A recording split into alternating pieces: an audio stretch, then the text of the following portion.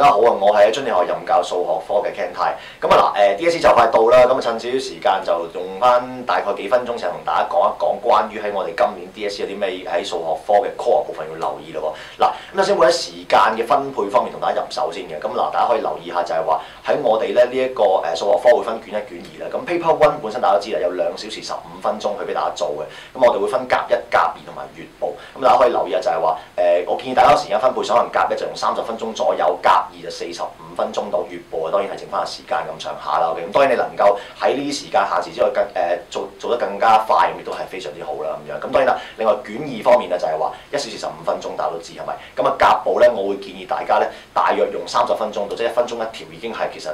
理論上都係 maximum 㗎啦，極限㗎啦咁樣。咁月部就盡量留翻45分鐘，多少時間俾自己諗就會好啲啦。咁啊嗱，當然都提翻大家一樣嘢，其實咧喺我哋時間分配方面咧，好多同學仔做得麻麻地，原因唔係因為話你做數唔慢，呢個可能其中之一，但係其實另外一樣都要留意就係本身咧，好多同學仔成日覺得甲部一定係淺，咁所以咧唔識做一條數嘅時候會諗好耐，因為覺得自己冇理由會唔識。但我想講就係話其實唔一定嘅，因為其實出甲部月部咧個關係唔係因為難度咁簡單，係其實仲有一樣嘢就係話我哋本身個課題上嘅限制。例如好簡單一樣嘢就係話喺我哋嘅公開考試，通常擺喺第17或者第18條嘅，我哋叫做進階求職法 （Advanced Mensuration） 咧，呢條數通常喺往年個命中率大約係2成至4成左右嘅。咁其實呢個命中率係非常之低。如果你睇翻同其他月部嚟做比較嘅話咧，係絕對比好多條月部係命中率低。咁所以我建議同學仔就係話咧，盡量諗呢條題目。如果你話諗唔到嘅時候，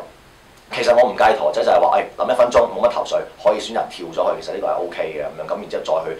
有時間先翻返轉頭咁樣咯。咁另外都提翻第一樣嘢，月部亦都係調翻轉啦。月部有好多題目雖然15條數可能你覺得好深，但係其實實際上咧好多題目都係好輕鬆做到。例如我哋 LCM、HCF 啊、number system 數系啊、graph 圖像啊、roots 啊、根嘅問題啊、tangent 切線啊等等啊、I 啊 complex number 類似呢啲題目咧，其實本身都係唔難嘅。咁所以同學仔希望大家可以留意翻呢一樣嘢啦。咁當然啦，喺呢啲部分，如果你本身係能夠可以運作得熟啲嘅話咧，咁我相信時間上咧，你係會能夠可以做得好啲嘅時候就做得好啲咁啊。當然啦，除咗呢樣嘢之外，都提翻大家